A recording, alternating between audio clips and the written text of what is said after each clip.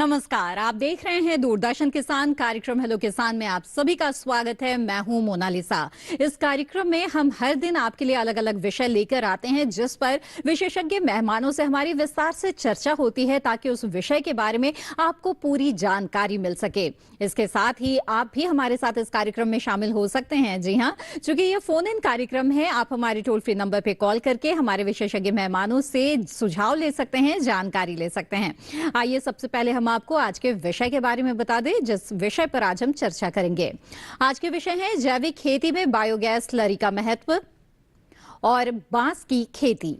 तो बेहद ही महत्वपूर्ण विषय है और दिलचस्प विषय है जिस पर आज हम विस्तार से चर्चा करेंगे। आप भी अपने सवाल हमारे साथ इस कार्यक्रम में जुड़कर पूछ सकते हैं। नोट कर लें हमारे टोल फ्री नंबर जिन पर आप कॉल कर सकते हैं 1800-113060 और 1800-113061।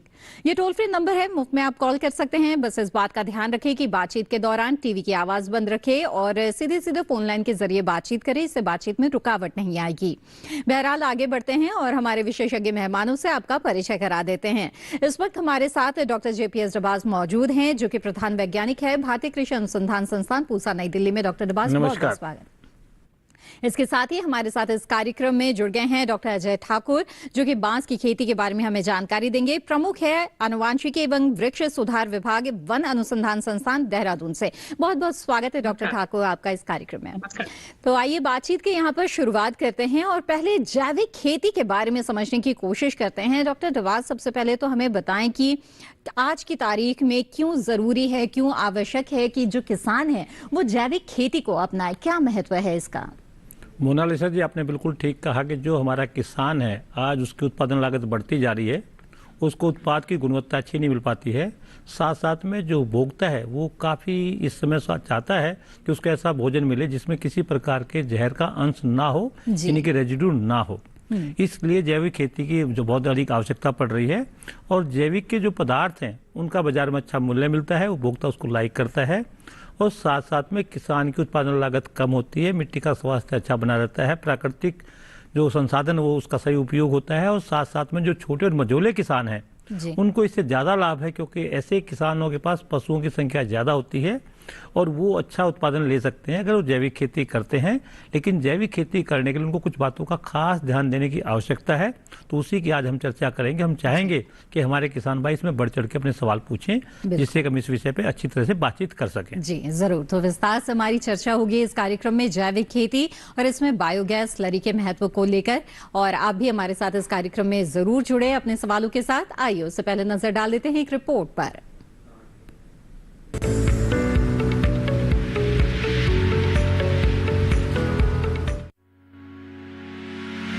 जैविक खेती में बायोगैस स्लरी का काफी महत्व होता है। बायोगैस संयंत्र में गोबर गैस की पाचन क्रिया के बाद 25% ठोस पदार्थ रूपांतरण गैस के रूप में होता है और 75% ठोस पदार्थ का रूपांतरण खाद के रूप में होता है। इसे ही बायोगैस स्लरी कहते हैं। इस स्लरी को किसान खेतों में इस्तेमाल कर सकते हैं क्योंकि जब खाद सड़ जाती है तो उसमें किसी भी तरह की घास या बीज नहीं होता है, जो खेतों के लिए काफी उपयोगी रहता है। 2 घन मीटर के बायोगैस संयंत्र में 50 किलो प्रतिदिन के हिसाब से 18.25 टन गोबर एक साल में डाला जाता है। उस गोबर में 80% नमी युक्त करीब 10 टन बायोगैस स्लरी जैविक खाद मिल जाती है। ये खेती के लिए काफी अच्छी खाद मानी जाती है। इसमें 1.5 से 2% नाइट्रोजन, 1% फास्फोरस और 1% पोटाश होता है।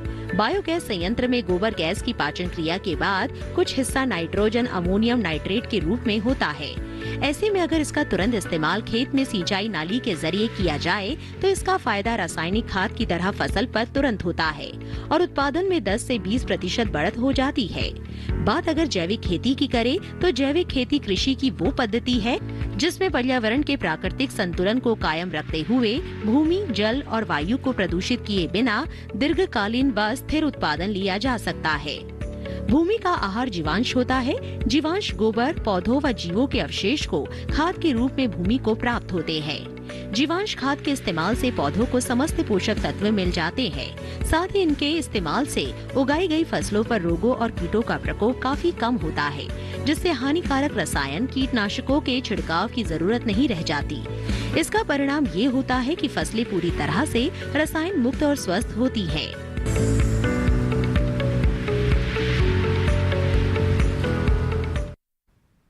हाँ, तो ये रिपोर्ट आपने देखी। आइए अब बातचीत को आगे बढ़ाते हैं और रुख करते हैं अगले मेहमान का और बांस की खेती के बारे में जानकारी लेते हैं।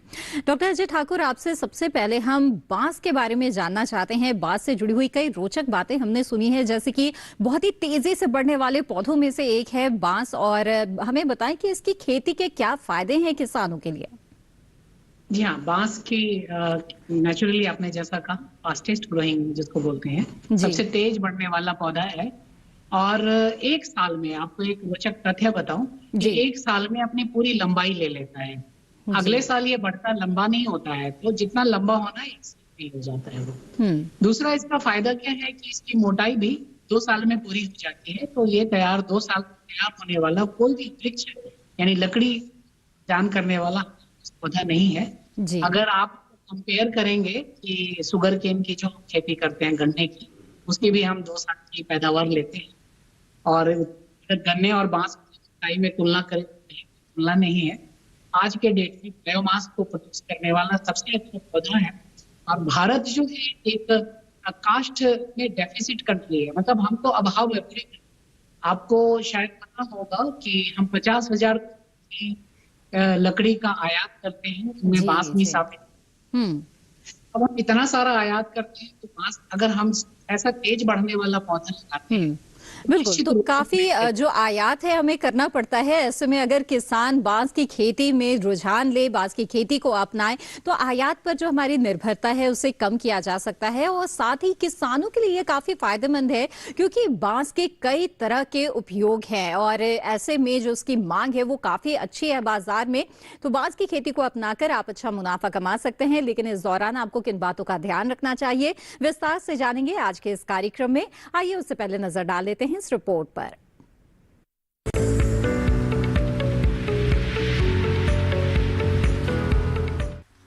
पारंपरिक खेती से हटकर कुछ करना चाहते हैं तो बांस की खेती आपको अच्छा मुनाफा दे सकती है। घटते वन क्षेत्र और लकड़ी के बढ़ते इस्तेमाल को नियंत्रित करने के लिए भी बांस काफी मददगार साबित हो सकता है। बांस की खेती को बढ़ावा देने के लिए सरकारी नर्सरी में पौध मुफ्त दिए जाते हैं। इस समय बांस की करीब 136 किस्में मौजूद हैं। अगर इसकी खेती को व्यावसायिक रूप देना है तो क्षेत्र और इस्तेमाल के हिसाब से इसकी किस्मों का चयन करें, लेकिन उनमें से 10 तरह की किस्मों का इस्तेमाल सबसे ज्यादा होता है। बांस की खेती में सबसे अच्छी बात ये है कि बांस की फसल 40 साल तक चलती रहती है। बांस की खेती के लिए किसी खास तरह की मिट्टी की जरूरत नहीं होती। इसे किसी भी सूखी मिट्टी में उगा सकते हैं, लेकिन रेतीली दोमट मिट्टी में बांस के पौधे ज्यादा तेजी से बढ़ते हैं। बांस के पौधों पर जलवायु परिवर्तन का भी कोई खास असर नहीं पड़ता। ज्यादा ठंड और दलदल में भी पौधे ठीक से वृद्धि कर लेते हैं। बांस के बीजों की रुपाई पौध के रूप में की जाती है। इसके लिए नर्सरी में बीजों को तैयार कर लिया जाता है। नर्सरी में पौध तैयार करने के लिए क्यारियों को तैयार किया जाता है। इसके बाद 30 सेंटीमीटर की गहरी खुदाई कर गड्ढों में सड़ी गोबर की खाद को भर दिया जाता है और गड्ढों की सिंचाई कर दी जाती है। बीजों को रुपाई से पहले करीब 8 घंटे तक पानी में भिगो कर रखें और सतह पर बैठे बीजों की रुपाई क्यारियों में कर दें। रुपाई की बात करें तो बांस के पौधों की रुपाई खाली पड़ी जमीन या फिर खेत किनारे बाड़ की तरह की जाती है। बांस के पौधों को ज्यादा सिंचाई की जरूरत नहीं होती है। इसके पौधों को सिर्फ शुरू में ही नमी की जरूरत होती है। बांस के पौधों को खरपतवार से बचाना जरूरी है, क्योंकि खरपतवार बांस की बढ़वार को पूरी तरह से रोक देती है। इसके लिए समय समय पर निराई गुड़ाई कर खरपतवार को निकालते रहे।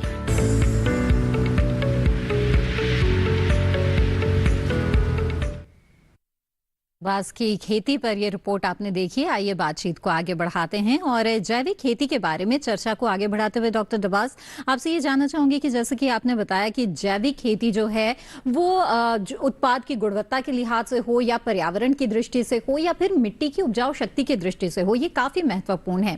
लेकिन किसानों के मन में संशय ये रहता है कि रासायनिक खेती के मुकाबले अगर जैविक खेती को अपनाते हैं तो उत्पादन कम होगा और ऐसे में उन्हें नुकसान की चिंता होती है। ऐसे में आप क्या कहना चाहेंगे? ये चिंता हमारे किसानों को काफ़ी लगी रहती है, लेकिन अगर नुकसान की बात करते हैं तो नुकसान कब होता है? जब हम पौधों को सही मात्रा में पोषण नहीं दे पाते। और वो पोषण कब नहीं दे पाते हैं? जब हम सही खाद का सही समय पर इस्तेमाल नहीं करते। लेकिन हमारे जितने भी किसान भाई उनके पास पशु हैं जी, उन पशुओं से जो गोबर मिलता है उसको हम बायोगैस स्लरी के कन्वर्ट कर ले, यानी कि बायोगैस प्लांट के माध्यम से उसका खाद बनाएं, तो एक तो खाद की गुणवत्ता अच्छी होगी जी, दूसरा उसमें किसी प्रकार के खरपतवारों के बीज नहीं होंगे, और तीसरी बात है इस खाद को खड़ी फसल में जी, पानी के साथ दिया जा सकता है। इनके जब आपको नाइट्रोजन के तौर पे यूरिया देते हैं तो उसकी जगह अगर आप इस खाद को जैविक खेती में देते हैं तो आपके पौधों को सही मात्रा में पोषण मिलेगा, जी, और जब पोषण सही मात्रा में मिलेगा, किस्म अच्छी है, खेत अच्छा है, तो आपकी उत्पादन कम नहीं होगा बल्कि उत्पादन बढ़ेगा।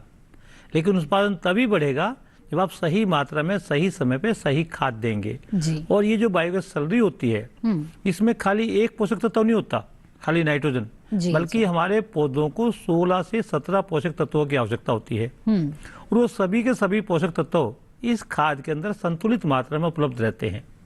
और जब पौधे को सभी के सभी पोषक तत्व मिलते हैं तो पौधे की बढ़वार भी अच्छी होती है, चाहे वो जड़ों की हो जी, चाहे पत्तों की हो, और जब बढ़वार अच्छी होगी तो उत्पादन भी अच्छा आएगा। और क्योंकि किसी भी पोषक तत्वों की कमी नहीं है तो इस प्रकार की फसल में बीमारी और कीड़े का प्रकोप भी कम होता है। और एक और खास बात है, जब इस खाद का हम प्रयोग करते हैं बायोगैस स्लरी का, तो ये हमारी मिट्टी के अंदर 3 तरह से प्रभावित करती है। जी, एक तो मिट्टी की जैविक गुणवत्ता को बढ़ाती है, मिट्टी की फिजिकल यानी कि जो भौतिक गुणवत्ता है उसको भी बढ़ाती है, और साथ साथ में मिट्टी की जो रासायनिक गुणवत्ता है उसमें बढ़ाव करती है। तो इसका मतलब ये हो गया कि जो हम पानी का उपयोग करते हैं तो कम पानी में भी हम अधिक पैदावार ले पाएंगे, यानी कि अगर जैविक खेती करेंगे तो हमारे पास पानी की भी बचत होगी, और हमारी मिट्टी की जो उर्वरा शक्ति है जी, वो घटने की बजाय बढ़नी शुरू हो जाएगी, और फसल का उत्पादन कम होने की बजाय अधिक होगा, और साथ ही साथ जो उत्पाद की गुणवत्ता है वो भी बहुत अच्छी रहेगी। और इस तकनीक में एक और फायदा ये होता है बायोगैस में कि हमारे किसानों को घर में खाना बनाने के लिए बहुत ही स्वच्छ और अच्छी गैस मिल जाएगी, अच्छा खाद मिल जाएगा। यानी कि किसान की 2 आवश्यकता, एक तो ऊर्जा की आवश्यकता, दूसरा खाद की आवश्यकता, उन दोनों की आपूर्ति ये करता है। और यह तकनीकी हमारे छोटे और मझोले किसानों के लिए बहुत ही उत्तम है, क्योंकि छोटे और मझोले किसानों के पास में पशुओं की संख्या ज्यादा होती है, और साथ साथ में उनके पास भूमि के जो क्षेत्रफल वो कम है, और इस खेती में इस खाद का अगर तो प्रयोग जो छोटे किसान हैं उनके लिए ये काफी उपयोगी है। डॉक्टर नवाज, हमारे बहुत सारे दर्शक हैं जो ईमेल के जरिए अपने सवाल हम तक पहुंचाते हैं। एक ईमेल भेजा है अमित सिंह जी ने लखनऊ उत्तर प्रदेश से, और उनका ये सवाल है कि वो बायोगैस प्लांट लगाना चाहते हैं, इसकी लागत कितनी आएगी? मैं आपको बताना चाहूंगा कि लागत इस बात पे निर्भर करती है कि हम प्लांट किस आकार का लगाएंगे, जी, और आकार इस बात पे निर्भर करता है कि हमारे पास कितनी मात्रा में गोबर उपलब्ध है, यानी कि जो इनपुट अवेलेबल है। जी, क्योंकि अगर हमारे पास पशुओं की संख्या ज्यादा है तो हमारे पास ज्यादा गोबर होगा तो हमें बड़ा प्लांट लगाना है, पशुओं की संख्या मध्यम है तो मध्यम प्लांट लगाना पड़ेगा, और पशुओं की संख्या कम है तो छोटा प्लांट लगाना पड़ेगा। तो जो प्लांट का आकार है वो घन फुट या घन मीटर इनमें नापा जाता है। जी, सबसे छोटा प्लांट जो किसान के लिए उपयोगी हो सकता है वो 35 घन फुट या 1 घन मीटर का होता है, और इस प्लांट के लिए 25 किलो गोबर की आवश्यकता होती है। यानी कि अगर किसी किसान के पास 2 पशु हैं तो वो इस प्रकार के प्लांट को लगा सकता है, और इससे उसको जो खाद मिलेगा वो उसके 1.5 से 2 एकड़ के लिए पर्याप्त होगा। साथ साथ में जो गैस मिलेगी वो 5 आदमियों के परिवार के लिए खाना बनाने के लिए पर्याप्त रहेगी। और जितना आपके पास गोबर है उसी के आधार पे प्लांट का हम साइज बढ़ाते जाएंगे, यानी कि 50 किलो गोबर है तो 2 घन मीटर का हो जाएगा, यानी कि 70 घन फुट का। जी, जी, और अगर आपके पास 75 किलो गोबर है तो 105 घन फुट या 3 घन मीटर का प्लांट हो जाएगा। तो इसी आधार पे हम ये गणना करते हैं कि हमारे पास इनपुट कितना अवेलेबल है, यानी कि गोबर कितना अवेलेबल है। और मैं एक और बात यहाँ बताना चाहूंगा कि इसके लिए जरूरी नहीं गोबर ही अवेलेबल हो आपके पास। अगर आपने पोल्ट्री फार्म खोल रखा है तो पोल्ट्री वेस्ट भी इसमें काम आ सकता है, पिगरी फार्म खोल रखा है उसका वेस्ट भी इसमें काम आ सकता है। आपने कोई प्रोसेसिंग प्लांट लगा रखा है जिसमें आप कोई भी जो हमारे अनाज या फलों का या सब्जियों का वो कर रहे हैं, प्रोसेसिंग कर रहे हैं, तो उसका जो भी वेस्ट है वो भी काम आ सकता है। आपका अगर स्लॉटर हाउस है तो उसका वेस्ट भी इसमें काम आ सकता है। जो भी सड़ने गलने वाली चीजें हैं वो सभी हमारे बायोगैस प्लांट के लिए इनपुट है। जी बिल्कुल। और डॉक्टर नवाज, इसके बारे में और भी विस्तार से आगे हम चर्चा करेंगे बायोगैस प्लांट के बारे में। इस वक्त हमारे साथ एक कॉलर जुड़ गए हैं, उनका सवाल ले लेते हैं। लीलू ठाकुर जी इस वक्त मंडी हिमाचल प्रदेश से हमारे साथ जुड़े हुए हैं। जी स्वागत है आपका, पूछे अपना सवाल। हेलो हेलो, नमस्कार मैम। जी नमस्कार। नमस्कार मैम, मैं 2017 से नेचुरल फार्मिंग कर रहा हूँ। अच्छा। मैं जानना चाहता हूँ कि जो हमारी हाइट है मैम, समुद्र तल से 8000 फीट की है। ठीक है। तो क्या हमारे यहाँ बांस की खेती पॉसिबल है? तो कौन सी वैरायटी का बांस हम लगा सकते हैं? अच्छा ठीक है, आइए जानते हैं। डॉक्टर ठाकुर, क्या कहना चाहेंगे आप इन्हें? डॉक्टर ठाकुर, चलिए लग रहा है डॉक्टर ठाकुर से इस वक्त हमारा संपर्क नहीं हो पा रहा है, लेकिन हम जल्दी उनसे संपर्क करेंगे और इस सवाल का जवाब भी लेंगे। और इस बीच हमारी बातचीत को आगे बढ़ाते हुए डॉक्टर नवाज, आप बायोगैस प्लांट के बारे में बता रहे थे, किस तरह से इसका रखरखाव करना होता है और इसके बारे में कुछ और अहम जानकारियां दें। हम जब भी बायोगैस प्लांट लगाते हैं तो बायोगैस प्लांट का जैसे हमारा खाना होता है या पशुओं का खाना होता है, इसी प्रकार से प्लांट का भी खाना होता है। और प्लांट का खाना है जो भी गोबर है या बायो वेस्ट हमारे पास अवेलेबल है, वो उसका खाना है। जी। तो हमें जितना भी हमारा जिस आकार का प्लांट है उसी के आधार पे उसको रेगुलर फीडिंग करनी है, यानी कि लगातार खाना खिलाना है। क्योंकि इसमें बायोगैस प्लांट में भी दो किस्म के प्लांट होते हैं, एक तो रेगुलर फीडिंग वाले होते हैं और एक ऐसा होता है कि एक बार आपने फीडिंग कर दिया तो जब तक वो पूरा खत्म ना हो जाए तो उससे आपको गैस भी मिलती ही रहेगी, उसके बाद उसको रिमूव करेंगे, फिर दोबारा फीडिंग करेंगे। जी। इस ऐसे प्लांट में सॉलिड फीडिंग ज्यादा होती है, तो जहाँ पे हमने फसलों का अवशेष का प्रयोग करते हैं तो वहाँ इस किस्म के प्लांट होते हैं। लेकिन इस किस्म के प्लांट में आपको जो गैस की मात्रा मिलेगी वो लगातार बराबर नहीं मिलेगी, कभी कम मिलेगी कभी ज्यादा मिलेगी। जी जी। दूसरा होता है रेगुलर फीडिंग वाले प्लांट, यानी कि जिसको रोज ही खाना चाहिए। जिन प्लांट को आप रेगुलर फीडिंग करते हैं और सही मात्रा में करते हैं तो उनसे आपको लगातार गैस मिलती है, बराबर मात्रा में मिलती है और लगातार आपको खाद भी मिलता है और बराबर मात्रा में मिलता है। और इसका जो खाद है वो बिल्कुल सड़के निकलता है, तो इसके खाद के ऊपर किसी प्रकार के मक्खी या मच्छर नहीं बैठते हैं, उसमें किसी प्रकार की बदबू नहीं आती है। तो इसका खाद वही हम खाद अच्छा मानेंगे जिसमें बदबू ना हो और मच्छर मक्खी ना बैठे, यानी कि खाद पूर्णतः सड़ गया है। क्योंकि जब ये खाद हमारे खेत में जाएगा तो ये खेत के लिए ज्यादा लाभदायक होगा। बिल्कुल। अगर कई बार कुछ किसान गलती कर देते हैं कि छोटा प्लांट बना लिया, उसमें फीडिंग ज्यादा कर रहे हैं, तो जब फीडिंग ज्यादा करेंगे, प्लांट का आकार छोटा है तो कच्चा खाद निकलेगा। जी जी। किस तरह की सावधानियां बरतनी चाहिए इसके बारे में आपसे जानेंगे। इस बीच हमारे साथ एक कॉलर जुड़ गए हैं, उनका सवाल लेते हैं। नंदस्वरूप मिश्रा जी बाराबंकी उत्तर प्रदेश से हमारे साथ जुड़ गए हैं। नंदस्वरूप जी स्वागत है आपका, पूछे अपना सवाल। ये चाहता हूँ कि गोबर गैस के जो प्लांट हमारे यहाँ बनाए जाते हैं, दो प्रकार से बनाए जाते हैं। एक तो जिससे पक्का ढोला बना करके उससे गैस आपूर्ति की जाती है, दूसरा जो है लोहे का एक बड़ा भारी का डिब्बा बना करके उसमें डाल करके फिर गैस में निकलती। तो ये दोनों प्लांट में कौन सा अच्छा प्लांट है हम लोगों के लिए, या कोई नई टेक्नोलॉजी निकली है जो इससे अच्छा भी हो तो उसको हम लोग अपना सकें? जी। मिश्रा जी, आपने जो सवाल पूछा वो ये पूछा है कि पहले जो प्लांट बनते दो किस्म के बनते थे। एक बनते थे लोहे के ड्रम वाले जिसको हम केवीआईसी मॉडल कहते हैं, और दूसरे बनते थे ईंट और सीमेंट के, जी। वो जनता बायोगैस था। लेकिन अभी एक नया प्लांट या काफी दिनों से चल रहा है जिसको हम कहते हैं दीनबंधु मॉडल।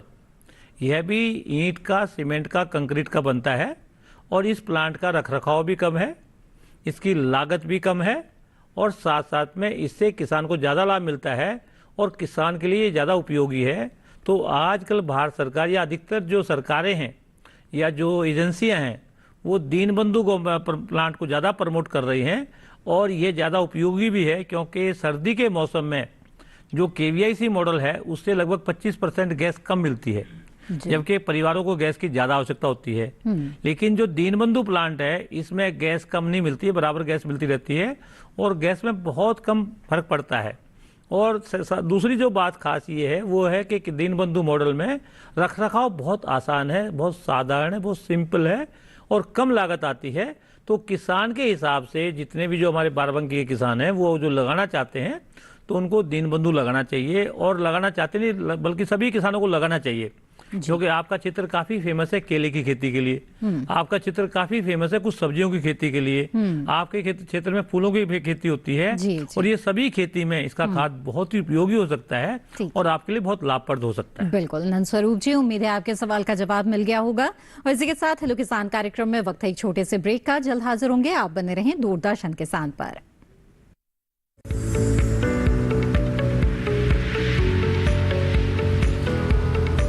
अरे भाई सुना नहीं क्या, केसीसी ने किसानों का जिंदगी बदल दिया है। देश के छोटे किसान 1,60,000 रुपये तक का कर्ज बिना किसी गारंटी को ले पाएंगे। ब्याज खोरों से भी पीछा छुटा। मैं तो जैविक खेती का पूरा सामान मंगा लिया, केसीसी का भी कोई दबाव नहीं। ब्याज चुकाने के लिए पूरा 1 साल मिलता है। समय पर भुगतान करने पर केवल 4% के सालाना ब्याज पे लोन मिल गया मुझे। अपना आधार कार्ड, लेटेस्ट फोटो और जमीन के कागजात लेके अप्लाई करो बस। और नामांकन भरने के लिए जेब भी ढीली नहीं करनी पड़ी।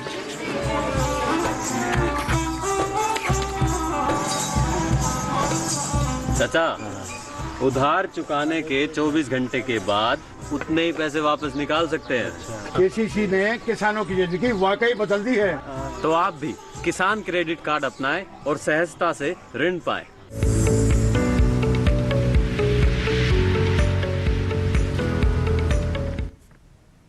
ब्रेक के बाद आप सभी का फिर से स्वागत है। आप देख रहे हैं कार्यक्रम हेलो किसान। हेलो किसान कार्यक्रम में आज हम जैविक खेती में बायोगैस स्लरी के महत्व के बारे में विस्तार से चर्चा कर रहे हैं, जिसके बारे में आप भी सवाल पूछ सकते हैं और हमारे विशेषज्ञ मेहमान से जानकारी हासिल कर सकते हैं। इस वक्त हमारे साथ एक कॉलर जुड़े हुए हैं, आइए उनका सवाल यहाँ पर शामिल करते हैं। जी नमस्कार, स्वागत है आपका। हेलो सोनाली मैम, नमस्ते। डॉक्टर साहब को भी नमस्ते।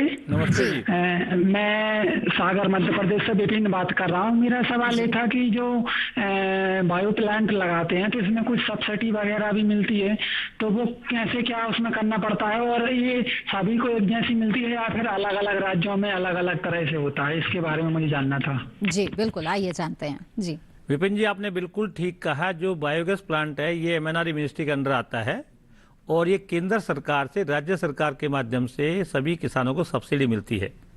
तो आप अपने जिले के जो खंड विकास अधिकारी हैं या जिला विकास अधिकारी हैं, आप उनसे संपर्क कर सकते हैं।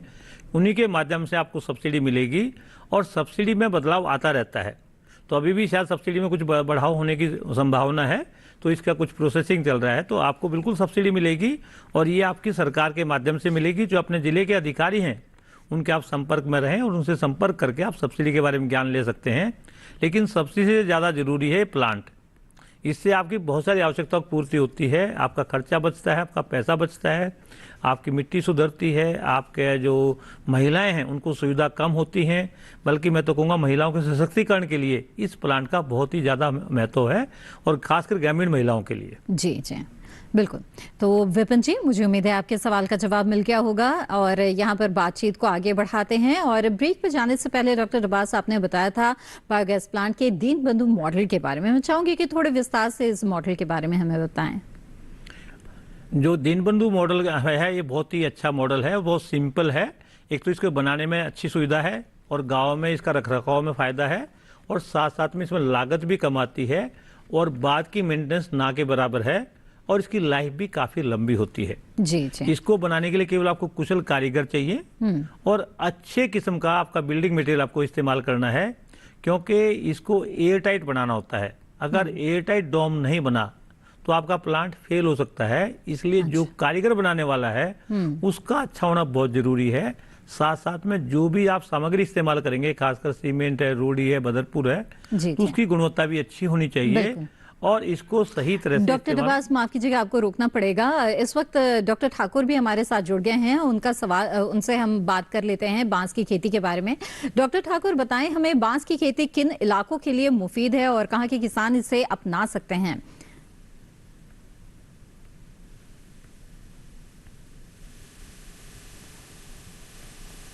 डॉक्टर ठाकुर, आपकी आवाज हमें नहीं मिल पा रही है। जी, लग रहा है कुछ तकनीकी खामी है जिस वजह से आवाज नहीं मिल पा रही है। हम दोबारा संपर्क करने की कोशिश करेंगे। जी डॉक्टर अब्बास, आप अपनी बात पूरी कर सकते हैं। तो जो दीनबंधु मॉडल है ये काफी उपयोगी है, और खासकर जितने भी छोटे और मझोले किसान हैं उनके लिए बहुत उपयोगी है, क्योंकि घर में ये नीचे बन जाता है अंडरग्राउंड, और उसके ऊपर ये कोई भी काम कर सकते हैं, आपको अलग से जगह की आवश्यकता नहीं होती है, खाद आपको लगातार मिलता रहता है, और इससे इसका रखरखाव भी आसान है और बनाना भी आसान है, लागत भी कम है, और सरकार इसको काफ़ी प्रोत्साहित कर रही है। और इस समय काफ़ी कारीगर, इसके निपुण कारीगर अवेलेबल हैं जो इस प्लांट को बना सकते हैं, और किसान को बाहर के इनपुट पे कम निर्भर करना पड़ता है। तो ये एक प्लांट अच्छी किस्म का प्लांट हो सकता है जिसको आप बनाएं, उसका लाभ उठाएं। बिल्कुल। जो बायोगैस प्लांट है वो अपनी क्षमता के अनुरूप काम करे, इसके लिए किन किन बातों का ध्यान रखना बेहद जरूरी है, किस तरह की सावधानियां किसानों को बरतनी चाहिए?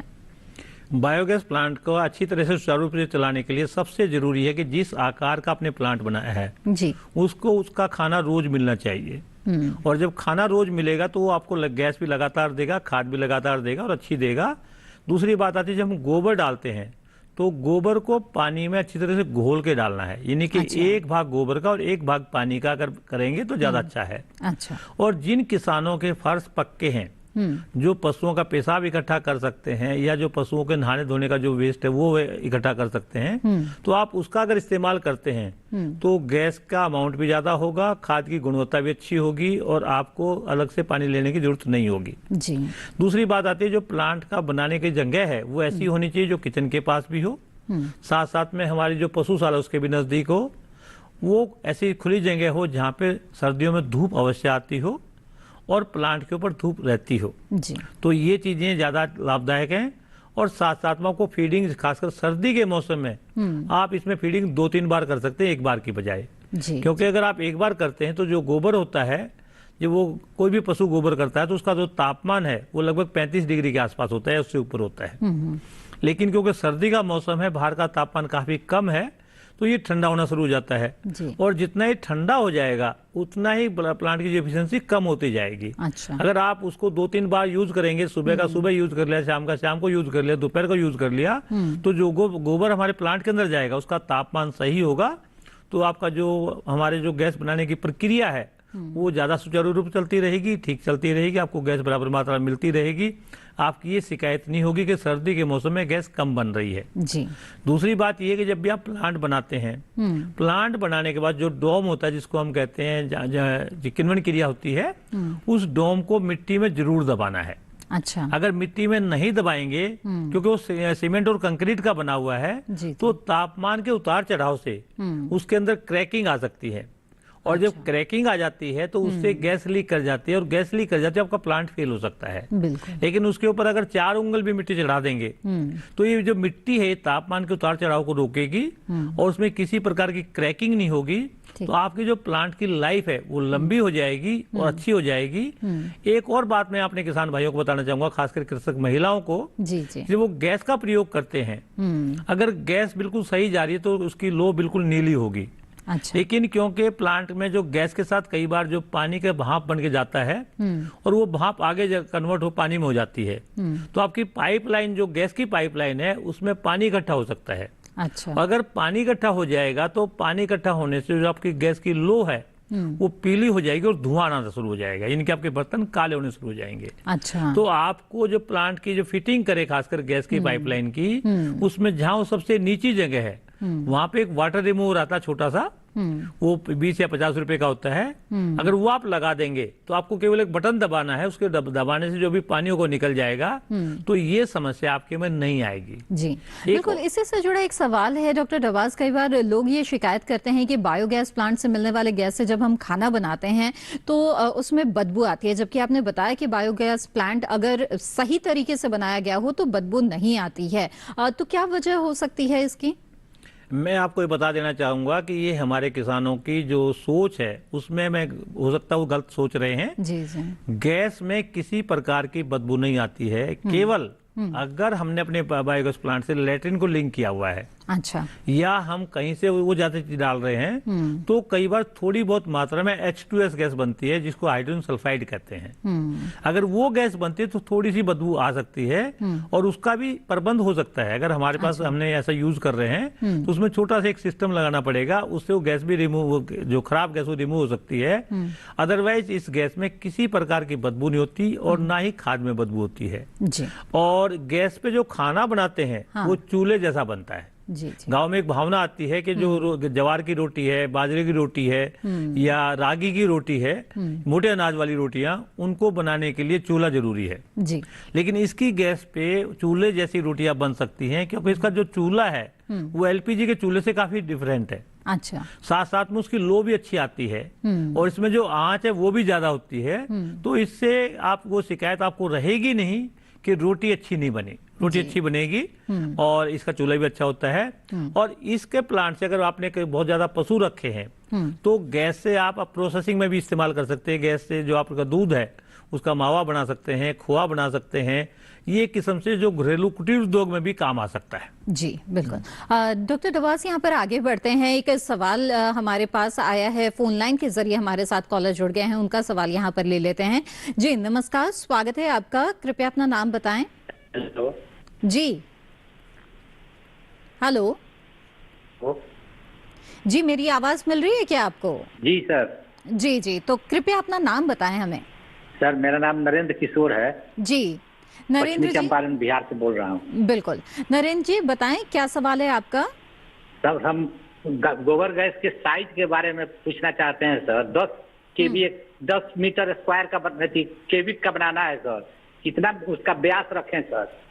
ब्याज अच्छा कितना रखें? इसका डायमीटर पूछना चाह रहे हैं। डायमीटर पूछना। नरेंद्र किशोर जी, सबसे जरूरी बात है कि आपके पास गोबर कितना है और गोबर के अनुसार आप इस प्लांट बनाएंगे ज्यादा बेटर है। अगर आपके पास गोबर की मात्रा ज्यादा है तो मैं आपको ये कहूंगा कम से कम 20 घन मीटर का प्लांट बनाएं, जिसके लिए आपको 5 क्विंटल गोबर की हर रोज आवश्यकता होगी। इससे आप इंजन भी चला सकते हैं, बिजली भी बना सकते हैं और इसका जो खाद है वो लगभग 30 से 50 एकड़ के लिए पर्याप्त होगा। तो इस किस्म का प्लांट बनाएंगे तो आपको ज्यादा लाभ होगा, ज्यादा फायदा रहेगा। अगर प्लांट के आकार की बात करें तो वो बना सकते हैं। और इस प्लांट के किस्म के जो प्लांट बनाएंगे उसकी जो लागत आएगी वो लगभग 2.5 से 3 लाख के आसपास आएगी, क्योंकि आप 20 क्यूबिक मीटर का प्लांट बना रहे हैं। और इससे गैस जो मिलेगी वो लगभग 100 आदमियों का खाना हर रोज उस गैस पे बन सकता है। तो 100 आदमियों का खाने का मतलब ये हो सकता है अगर आपके परिवार में सदस्य कम है तो 5 आदमियों का खाना, जो बाकी जो गैस है उससे आप बिजली भी बना सकते हैं जनरेटर के थ्रू। उस गैस से आप कोई प्रोसेसिंग में भी इस्तेमाल कर सकते हैं गैस का और दूसरा भी प्रयोग कर सकते हैं। लेकिन जो मुख्य उत्पाद है, गैस मुख्य उत्पाद नहीं है, गैस तो सह उत्पाद है। मुख्य उत्पाद खाद है जी, जो आपकी जैविक खेती के लिए बहुत ही लाभदायक हो सकता है और इसका अगर प्रयोग करेंगे तो आपको ज्यादा लाभ मिलेगा। और बिहार में तो इसका स्कोप बहुत ज्यादा है क्योंकि वहाँ पे छोटे और मझोले किसान काफी हैं और वहाँ पे हमारे किसानों को इस किस्म की जरूरत भी है, तो उन किसानों को जरूर अपनाना चाहिए। बिल्कुल। तो नरेंद्र जी, मुझे उम्मीद है कि इस सुझाव से जरूर आपको लाभ मिलेगा और बायोगैस प्लांट के जरिए आपको फायदा ही फायदा होगा। इसी के साथ हेलो किसान कार्यक्रम में वक्त हो गया है एक और छोटे से ब्रेक का। जल्द हाजिर होंगे, आप बने रहें दूरदर्शन किसान पर।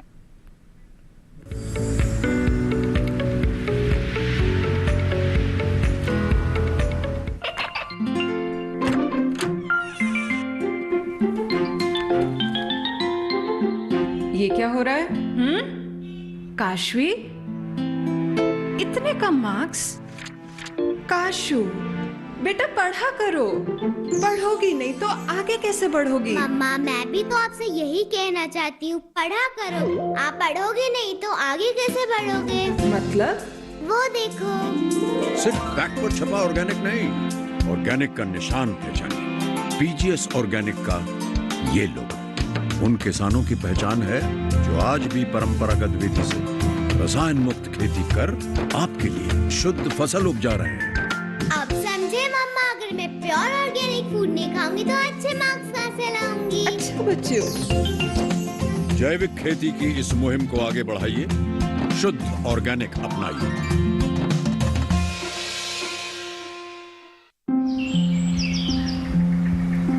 अरे अरे अरे क्या कर रहा है? इधर इधर इधर, हम बोल रहे हैं तेरे बीजू का। पुतला बोल रहा है? हाँ, पक्षियों से तो हम खेत को बचा लेते हैं, पर इन घातक रसायनों से कैसे बचाएं? मतलब? देख बेटा, तू जो ये अंधाधुंध रसायन मिलाता है ना, मिट्टी की सेहत बिगड़ने लगी है। और जब माटी ही कमजोर पड़ जाएगी तो उपज कैसे सेहतमंद होगी? हाँ? अरे पहले ऐसा नहीं था। पूछना अपने बड़े बुजुर्गों से, कैसे फसल लहलहाती थी, शुद्धता झलकती थी। हाँ, माटी भी तंदुरुस्त और लोग भी। अरे पहली वाली बात कहाँ? पर अब तो सभी डाले हैं। सब नहीं, आज भी लाखों जागरूक किसान परंपरागत विधि से फसल उगा रहे हैं। खर्चा कम और उपज की कीमत भी बेहतर पा रहे हैं। ठीक है भाई, मैं भी आज से जैविक खेती शुरू करूंगा। माटी से प्रेम की परंपरा है परंपरागत खेती।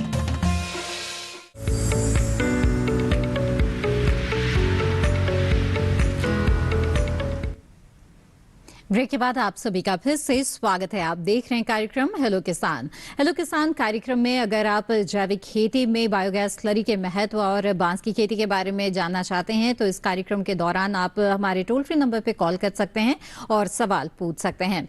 आइए यहाँ पर बातचीत को आगे बढ़ाते हैं और डॉक्टर ठाकुर आपसे बांस की खेती के बारे में जानना चाहेंगे कि किसानों को आप क्या सुझाव देना चाहेंगे जो इसकी खेती में दिलचस्पी रखते हैं। हेलो, नमस्कार, मेरी आवाज सुन पा रहे हैं? जी जी बिल्कुल। हाँ, सॉरी, एक्चुअली यहाँ पे बहुत थंडर स्टॉर्म्स हो रहे थे तो से रुकावट आ गई थी। जी, तो बिल्कुल, तो जो मौसम है उसकी चपेट में। जी जी डॉक्टर ठाकुर, मेरी आवाज मिल रही है आपको? जी, हाँ, आपकी बात बहुत अच्छी से आ रही है, आपकी आवाज। जी जी बताएं। आज तो ये जल्दी से आपको जो किसान बांस लगा। जी डॉक्टर ठाकुर, माफ कीजिएगा, लगातार संपर्क टूट रहा है और हम समझ पा रहे हैं कि मौसम की मार ये पड़ रही है। वहां पर बिजली चमकने के साथ शायद बादल गरज रहे हैं और इसकी वजह से जो तकनीकी समस्या है वो उत्पन्न हो रही है। यहाँ पर आगे बढ़ेंगे और बायोगैस प्लांट की हम बात कर रहे थे कि जो स्लरी है उसका क्या महत्व है जैविक खेती में।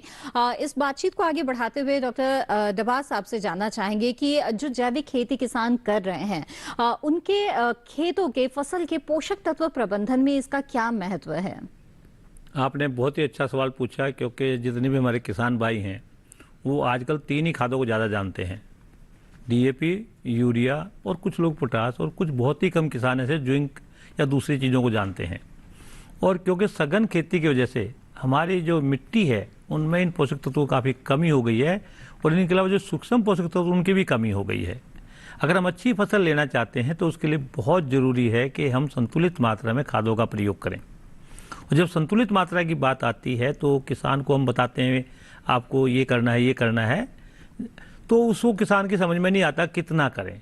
तो किसान को जो दिखाई देता है तो यूरिया का लाभ सबसे ज़्यादा दिखाई देता है, इसलिए साधारणतः किसान यूरिया ज़्यादा प्रयोग करते हैं और जिसकी वजह से फसलों में बीमारी और कीट का प्रकोप भी ज़्यादा हो जाता है। लेकिन जो बायोगैस स्लरी है इसके अंदर पौधे को 16 से 17 जो पोषक तत्वों की आवश्यकता होती है वो सभी के सभी पोषक तत्व संतुलित मात्रा में उपलब्ध हैं। तो किसान को कोई कैलकुलेशन करने की जरूरत नहीं है। जी। उसको केवल ये देखना है कि बेसल में यानी कि बुआई से पहले कितनी देनी है, ठीक है, और बुआई के बाद जी फसल में किस स्टेज पे कितना माफ कीजिएगा, यहाँ पर आपको रोक रही हूँ। जो स्लरी है उसके मात्रा के बारे में जानेंगे हम। इस वक्त हमारे साथ एक कॉलर जुड़ गए हैं, उनका सवाल लेते हैं। अंकित यादव जी महाराष्ट्र से हमारे साथ जुड़ गए हैं। अंकित जी स्वागत है आपका, पूछिए अपना सवाल। Hello madam. जी नमस्कार मैडम, मेरा नाम गणेश यादव है। हमें गोबर गैस प्लांट लगाना है तो कहाँ से ले ले? जी डॉक्टर टबास, मैं आपका सवाल सुन नहीं पाया, अगर दोबारा रिपीट करेंगे? हाँ सर, हमारे को गोबर गैस प्लांट लगाना है तो कहाँ से लेना पड़ेगा? आपने बिल्कुल जो सवाल पूछा, आप चाह रहे कि प्लांट कहाँ से लेना पड़ेगा? जी हाँ, कहाँ संपर्क कर सकते हैं? अगर आपको प्लांट लेना है तो कुछ कंपनियां 1 या 2 घन मीटर के छोटे प्लांट जो हैं वो एचटीबी के भी बना रही हैं, यानी कि आपको बने बनाए मिल जाएंगे। तो उसके लिए आप अपने जो अपना जिला है अधिकारी उनसे संपर्क करें, वो आपको गाइड कर देंगे कि आपके जिले में कौन कौन सी कंपनी के प्लांट उपलब्ध हैं, तो आप उनसे ले सकते हैं। लेकिन अगर आपके पास पशुओं की संख्या ज़्यादा है, बड़ा प्लांट बनाना चाहते हैं तो आप प्लांट स्वयं बनवा सकते हैं। उसमें भी आप अपने जिले के अधिकारियों के संपर्क कर सकते हैं या अथवा किसी अन्य तकनीकी आदमी से संपर्क करके आप अपना प्लांट बनवा सकते हैं। लेकिन जो प्लांट बनवाएंगे उसकी लाइफ भी ज़्यादा है, लागत कम होगी और वो आपकी आवश्यकता के अनुरूप बनेगा। जी जी। तो आप उसको ठीक से हैंडल भी कर पाएंगे और जब बनाएंगे तो आपको जो बनाने वाला है वो आपको सारी बातें बताएगा कि इस प्लांट में कब और कितनी मात्रा में गोबर डालना है, कैसे इसका प्रबंध करना है, तो वो आप जानकारी आपको लगातार मिलती रहेगी। अगर आज आप एचडीपी का भी प्लांट लेना चाहते हैं तो वो ले सकते हैं, तो उसके लिए जो कंपनी है वो आपको पूरा समझाएगी, बताएगी, तो वहां से ले सकते हैं। तो मैं यही कहना चाहूंगा क्योंकि इसके जो प्लांट बनाने वाली कंपनियां वो सभी निजी कंपनियां हैं, तो किसी एक कंपनी का नाम लेना यहाँ पे उचित नहीं रहेगा। तो आप अपने जिला अधिकारियों से या अपने उनसे जो कृषि अधिकारी हैं या जो कृषि विज्ञान केंद्र है उनसे संपर्क करके उनसे लाभ उठा सकते हैं। बिल्कुल। डॉक्टर नवाज, एक सवाल ईमेल के जरिए आया है। संजय जी ने रीवा मध्य प्रदेश से ये सवाल पूछा है कि वो बायोगैस प्लांट लगाना चाहते हैं, लेकिन इसके लिए प्रशिक्षण हासिल करना चाहते हैं, कहां संपर्क करें? तो मैं आप संजय जी को बताना चाहूंगा कि आपके अपने जिले में कृषि विज्ञान केंद्र है, क्योंकि आज हमारे जितने भी जिले हैं सभी में 1 या 2 कृषि विज्ञान केंद्र उपलब्ध है।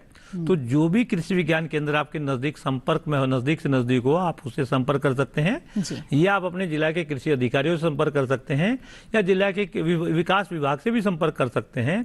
तो इन सब जगह से आपको जानकारी मिल जाएगी। और फिर भी अगर कोई दिक्कत आती है तो भारतीय कृषि अनुसंधान पूसा से भी आप संपर्क कर सकते हैं, तो वहां से भी आपको जानकारी मिल सकती है। तो आप कहीं से भी जानकारी लें और आप प्लांट अवश्य लगाएं, क्योंकि प्लांट आपके लिए काफी हितकर होगा, आपके लाभदायक होगा।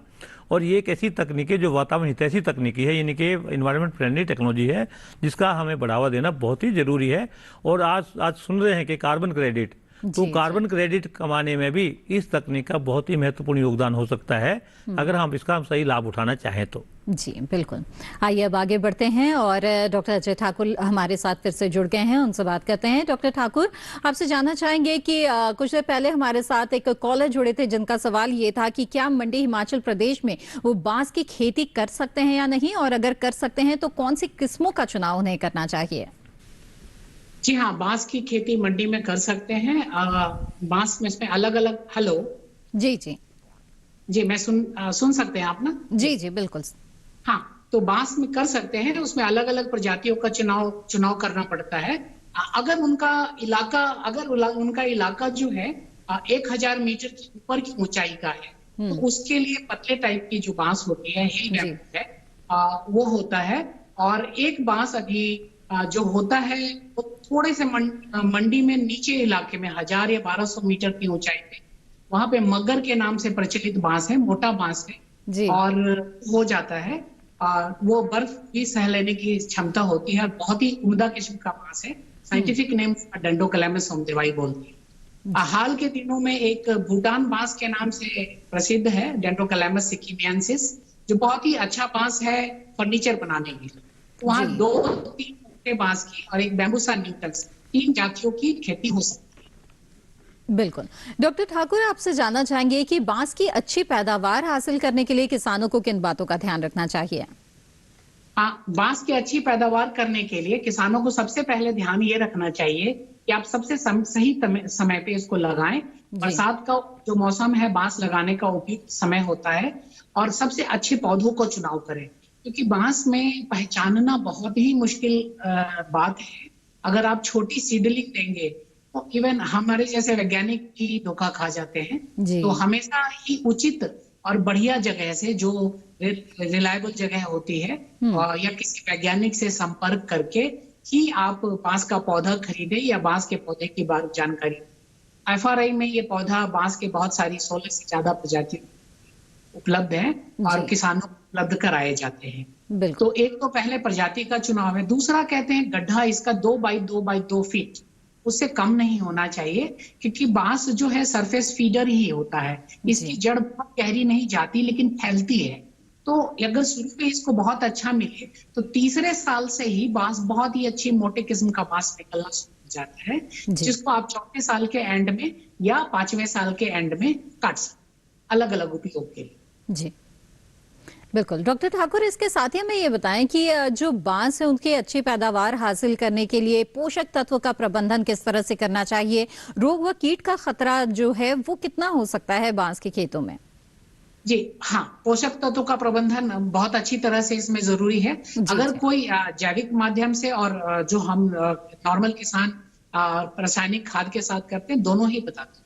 बांस के लिए हम सबसे पहले कहते हैं कि गड्ढा एकदम समय पे बना लें। गर्मियों में बना लें तो बहुत अच्छा है, नहीं है तो बरसात में बना लें। साइज वही 2 बाई 2 फीट के गड्ढा बनाएं और हर गड्ढे में आधा बाल्टी गोबर मतलब कंपोस्ट की खाद डालें और 100 ग्राम खली डालें और 25 ग्राम यूरिया, 100 ग्राम डीएपी, अगर डीएपी नहीं है सिंगल सुपर फास्फेट है तो भी लगभग 120 ग्राम के आसपास डालें और 125 ग्राम म्यूरेट ऑफ पोटाश डालें। बांस को पोटाश की जरूरत बहुत ज्यादा होती है जी। ये पहले साल के लगाने के समय में ही डालें। फिर अगले साल के जो मौसम आएगा आपका, जब बारिशें होती हैं थोड़ी सी फरवरी वाले में, तो फिर बांस में एक निराई गुड़ाई करके उसमें आप कम से कम किलो भर जो हम केचुआ खाद बोलते हैं और 100 ग्राम के आसपास खली और 25 ग्राम यूरिया, ये 3 को मिक्स करके उसके चारों तरफ डाल दें। फिर यही चीज अगले बरसात में जो है, यानी हम 25 ग्राम यूरिया बोलते हैं, बांस में खाद हम नाइट्रोजन कम डालते हैं और आधा बाल्टी जो कंपोस्ट खाद है और 100 ग्राम खली और 100 ग्राम डीएपी या 120 ग्राम एसएसपी और 125 से लेके 150 ग्राम तक म्यूरेट ऑफ पोटाश डालें। जी जी बिल्कुल। डॉक्टर ठाकुर, माफ कीजिएगा आपको रोकना पड़ रहा है यहाँ पर। एक कॉलर इस वक्त हमारे साथ जुड़ गए हैं, उनका सवाल लेते हैं। ओम प्रकाश जी पंजाब से इस वक्त हमारे साथ जुड़ गए हैं। ओम प्रकाश जी स्वागत है आपका, पूछिए अपना सवाल। नमस्कार जी, मैं चंडीगढ़ के पास से मोहाली डिस्ट्रिक्ट से बोल रहा हूँ जी। जी बताएं। हमारे एक नेचुरल नाला जाता है खेत के अंदर से, वहाँ बांस लगा सकते हैं, तो कौन सी वैरायटी लगाएं? अच्छा, आप तो बहुत है ये लगाने के लिए। एक्चुअली बहता हुआ जो नाला होता है, बांस में पानी रुकना नहीं चाहिए, पर बहता हुआ पानी बांस के लिए बहुत ही अच्छा होता है। वैरायटी आपको हमने देखा है 6-7 वैरायटी बहुत अच्छा कर रहा है। आप अभी लगाइए बैम्बूसा टुल्डा और बैम्बूसा पॉलीमार्फा। पंजाब में इसका, क्योंकि ये फर्नीचर के लिए और स्ट्रक्चर के लिए बहुत अच्छा है। कुछ मात्रा में बैम्बूसा बालखुआ लगाएं। हम अभी पंजाब में 3-4 किसानों को लगवा रहे हैं और बहुत सक्सेसफुल, बहुत अच्छा ग्रोथ उसका आ रहा है जी, तो आप 3 वैरायटी जो हमारे एफआरआई में अवेलेबल है और भरोसेमंद भी है, मतलब हमने इसको अच्छे से सेलेक्ट करके इसकी अच्छी नर्सरी बनाई। बिल्कुल। तो ओम प्रकाश जी, मुझे उम्मीद है कि जो सुझाव आपको मिला है डॉक्टर ठाकुर से, जिन किस्मों का उन्होंने आपको सलाह दी है, उसका चुनाव आप करेंगे तो आपको अच्छा फायदा होगा।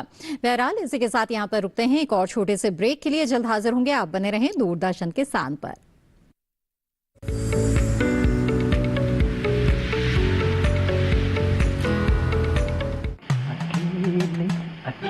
अरे वाह भैया, अकेले अकेले। अरे तू भी ले, पर खाएगा कैसे? मैं ऑर्गेनिक खेती की बात कर रहा रे बेटे। अकेले अकेले खेती कब तक करेगा? मतलब गांव में 20-25 किसानों का समूह बना के पंजीकरण करवा ले, फिर सरकारी ट्रेनिंग भी मिलेगी और मुफ्त जैविक बीज खाद भी। फिर पीजीएस ऑर्गेनिक की सरकारी मोहर के साथ तेरी उपज आकर्षक पैक में पहुंचेगी बड़े बाजार तक। अच्छा हाँ। अरे भाई कहाँ चल दिया? सबको साथ लाने, आमदनी बढ़ाने। तो किसान भाई समझ गए ना? साथ मिलकर ऑर्गेनिक खेती कीजिए, अपनी परंपरा को आगे बढ़ाइए, ज्यादा मुनाफा कमाइए। माटी से प्रेम की परंपरा है परंपरागत खेती।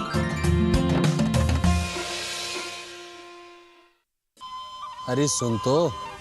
मुझे क्या सुनाना चाहते हो? जो सुनाओ मेरी सौतन को। किसको? अरे वही तुम्हारा मोबाइल फोन, जिससे सुबह शाम दिन रात चिपके रहते थे और कहते थे किसान कॉल सेंटर से बातें हो रही हैं। अच्छा ये बात है। हाँ क्यों, क्या हुआ? अब बात नहीं होती क्या? अब तो झट से बात हो जाती है। ऐसा क्या? हाँ, अब तो ज्यादा लाइनें और खास तकनीक के कारण खेती के माहिरों से तुरंत बात हो जाती है। और अगर कभी लाइन व्यस्त हो तो अपनी समस्या फोन पर रिकॉर्ड करा दो, वहाँ से फोन आ जाता है और समस्या की हल का मैसेज भी आ जाता है। ये देखो आ गया। अरे वाह, इसका मतलब इंतजार की घड़ी अब खत्म। हाँ। तभी मैं सोचूं कि आजकल मुझ पर इतना प्यार क्यों आ रहा है। कृषि संबंधी समस्याओं का अपनी भाषा में तुरंत हल पाने के लिए पूरे भारत में किसी भी फोन से हेल्पलाइन नंबर पर संपर्क करें। किसानों का दोस्त किसान कॉल सेंटर।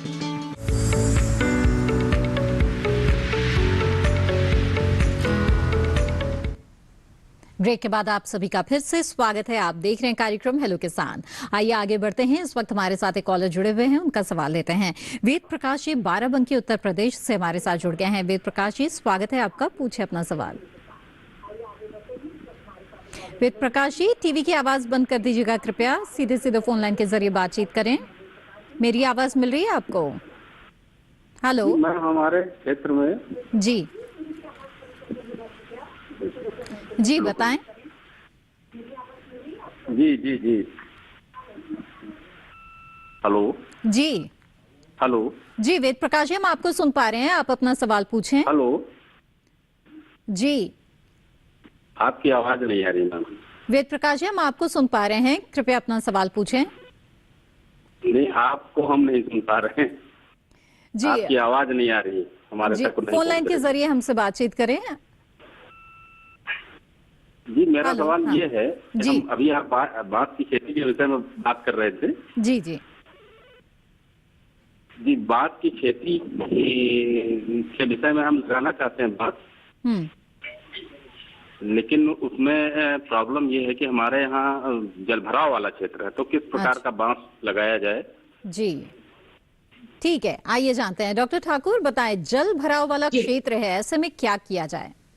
जी बांस में आपको एक समस्या बताता हूँ कि बांस को पानी बहुत चाहिए, लेकिन 15 दिन से ज्यादा अगर पानी रुकता है तो बांस का ग्रोथ कम हो जाता है, क्योंकि बांस की जो जड़ें हैं वो जमीन के बहुत गहरी नहीं जाती। तो उसके क्रम में हम ये कहते हैं कि जहां जहां जल भराव है उसके मेड़ पे, मतलब जो बांध जैसा है वो लगाएं, या फिर कई जगह हम लोग बोलते हैं कि जेसीबी से बांध बना दें, जिससे कि बांस की कुछ जड़ें ऊपर की तरफ हो और वो सांस ले सके। तो अगर वो 2 से 3 महीने पानी वहां रुकता है तब हम उसको कहते हैं कि वहां बांस लगा। मरेगा तो नहीं, लेकिन उसके उत्पादन में बहुत कमी है। जी बिल्कुल। इसके साथ ही डॉक्टर ठाकुर बताएं हमें कि रोग और कीट का प्रकोप कैसा हो सकता है बांस के खेतों में, जिसके लिए किसानों को सचेत रहना चाहिए। जी सबसे अच्छी बात यह है कि आप अगर बांस के पत्तों को देखेंगे तो बहुत ही खुरदरा होता है। बांस सिलिका से भरा होता है, और इस सिलिका से भरे होने के कारण इसके प्रमुख रूप से बहुत ही कम जिंदा बांस में बहुत ही कम कीट और बहुत ही कम रोग आते हैं। जी जो भी इसमें रोग आता है वो सेकेंडरी होता है, मतलब कोई उसमें डैमेज हो गया तो वो बाद में आता है। तो अगर कोई प्रचलित अभी हमें बहुत ज्यादा समस्या नहीं है, लेकिन हाँ जब खेती बाड़ी में इसका प्रचलन बढ़ेगा तो कुछ नए तरह के रोग आ सकते हैं। नॉर्मली हम 2 चीजों का ध्यान रखने के लिए बोलते हैं, क्योंकि आपने कहा था, तो हम जब शुरुआत में लगाने के लिए बोलते हैं तो बोलते हैं कवकनाशी कोई ना कोई लगा दें। हम सबसे जो हमारी प्रेफरेंस है वो है कार्बेंडाजिम। कार्बेंडाजिम पेवेस्टीन या बहुत सारे नामों से मार्केट में आता है। इसको हम लोग कहते हैं कि जब हम 2 ग्राम प्रति, इसको तो चूंकि पाउडर फॉर्म में अगर होता है, अगर लिक्विड फॉर्म में होता है तो 2 ml प्रति लीटर के दर से करीब 5 लीटर का बना के, यानी 10 ml प्रति लीटर का बना के हम एक गड्ढे में डालते हैं, और ये पहले साल में बस। और दूसरा इसमें होता है दीमक का प्रकोप, क्योंकि बांस ये वुडी है, टिम्बर है, उसमें लकड़ी होती है, तो दीमक का हो सकता है। तो जो भी दीमक के लिए हमारे साधारण प्रतिरोध इस्तेमाल किया जाता है, तो उसका जी इस्तेमाल कर सकते हैं। जी डॉक्टर ठाकुर, आपने बहुत ही महत्वपूर्ण जानकारियां हमें दी है बांस की खेती के बारे में, आपका बहुत बहुत धन्यवाद। जी आइए हेलो किसान कार्यक्रम में चर्चा को आगे बढ़ाते हैं, और चलते चलते बहुत ही संक्षेप में डॉक्टर टबास आपसे जानना चाहेंगे बायोगैस प्लांट की स्लरी के बारे में, कि तुम्हें बताया कि कब और कितनी मात्रा में इसका इस्तेमाल करना चाहिए, और या फिर कोई सुझाव अगर आप देना चाहें। मैं अपने सभी किसान भाइयों को बताना चाहूंगा कि जो बायोगैस स्लरी 2 समय इस्तेमाल किया जा सकता है।